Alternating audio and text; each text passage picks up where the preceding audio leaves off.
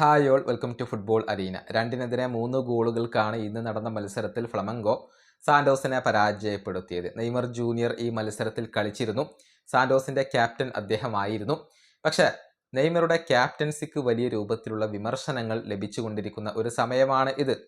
അതായത് ഈ മത്സരത്തിൽ ഫ്ലമംഗോ നേടിയ മൂന്നാമത്തെ ഗോൾ അത് എല്ലാവരും കണ്ടതാണ്. അതായത് സാന്റോസിന്റെ താരമായ ഇവാൾഡോയുടെ ഒരു പിഴവിൽ നിന്നായിരുന്നു ആ ഗോൾ പിറന്നത്.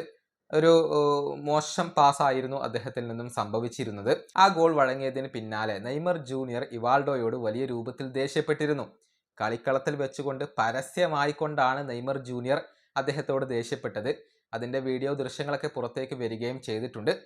പിന്നീട് മത്സരശേഷം നെയ്മറുടെ ഒരു പ്രതികരണം അത് എല്ലാവരും ശ്രദ്ധിച്ചതാണ്. അതായത് തന്നിലേക്ക് പാസ് നൽകാൻ സഹതാരങ്ങൾ ശ്രമിക്കേണ്ടതുണ്ട്, തന്നെ കൂടുതലായിട്ട് സഹതാരങ്ങൾ കണ്ടെത്തേണ്ടതുണ്ട് എന്നൊക്കെയാണ് നെയ്മർ ജൂനിയർ പറഞ്ഞിട്ടുള്ളത്.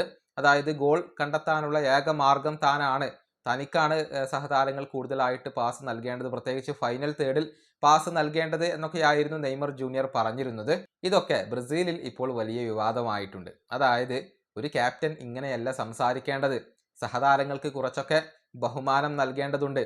പ്രത്യേകിച്ച് കളിക്കളത്തിൽ വെച്ചുകൊണ്ട് പരസ്യമായി അവരോട് ദേഷ്യപ്പെടുന്നത് ഒരു നല്ല ക്യാപ്റ്റന്റെ ഉദാഹരണമല്ല എന്നൊക്കെയാണ് ഇപ്പോൾ പല ബ്രസീലിയൻ ജേർണലിസ്റ്റുകളും ഇപ്പോൾ അഭിപ്രായപ്പെടുന്നത്. അതായത് നെയ്മറുടെ ക്യാപ്റ്റൻസിക്ക് വലിയ വിമർശനങ്ങൾ ലഭിക്കുന്നു, അദ്ദേഹത്തിന്റെ ആറ്റിറ്റ്യൂഡിന് അതല്ലെങ്കിൽ അദ്ദേഹത്തിന്റെ സ്വഭാവത്തിന് വലിയ വിമർശനങ്ങളാണ് ഇപ്പോൾ ലഭിച്ചുകൊണ്ടിരിക്കുന്നത്.